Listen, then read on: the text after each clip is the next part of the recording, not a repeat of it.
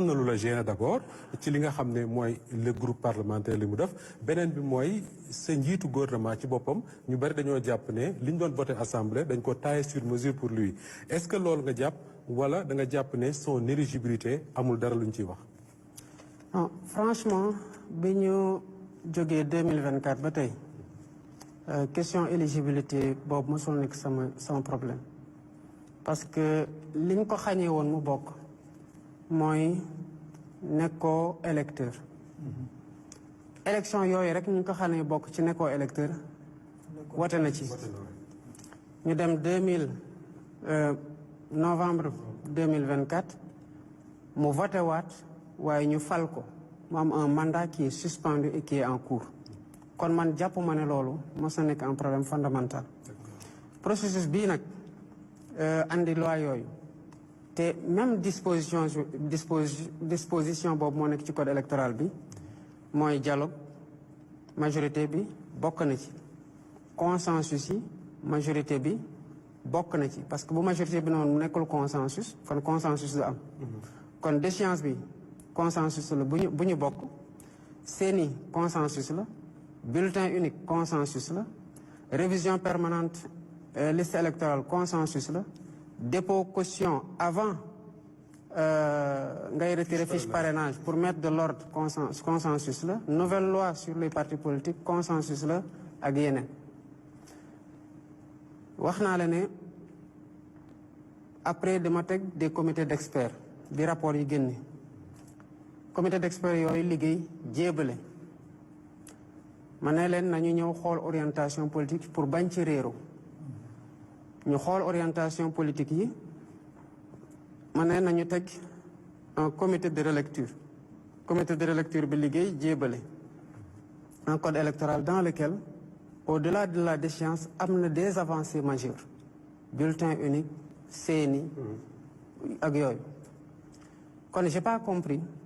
effectivement que ñu dem seppi ci benn point dugal ko ci procédure d'urgence pour voter une loi parce que day mel ni court-circuité dynamique boo xamante ne mu ngi woon en cours pour loo xamante ne normalement bu code bii di ñëwee ak lu mu comporté yépp ba pare comporté la même disposition boo demee ci disposition transitoire yi dina wax ne que les dispositions de la loi buy porter code électoral bu ñu réviser sont abrogées kon boo moytul dinañ ko changer ñu dawalaat tuuti ñu abroger ko mais une majorité reste une majorité et l'Assemblée nationale am nañu droit initier des propositions de loi loolu seen prérogative la mais gisuma woon l'urgence de déposer un tel projet alors que nous étions dans une dynamique consensuelle parce que ces projets de loi là le comité de relecture ñi ci nekk sama conseil juridique mu ngi ci le conseil juridique du premier ministre le président de l'Assemblée nationale le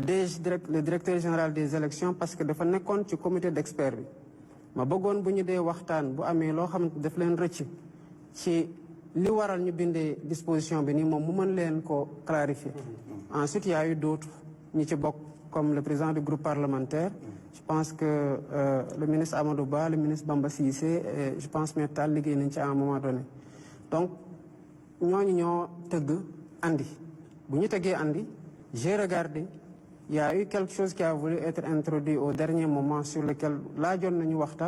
waxtaan nañu ci bu mu paree j'ai pris le temps de lire je suis très pris mais j'ai tenu à lire certains projets de loi et j'ai lu la constitution la cour constitutionnelle la loi sur les partis politiques je pense que c'est la loi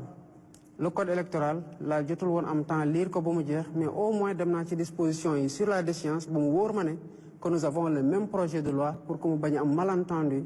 entre ñun lu ñu nekk di def ak li Assemblée nationale di nekk di def kon sous ce rapport on a été très transparent très ouvert très inclusif pour réeroo bañ ci am. Monsieur le Président ci loolu gis nañ ne taxaw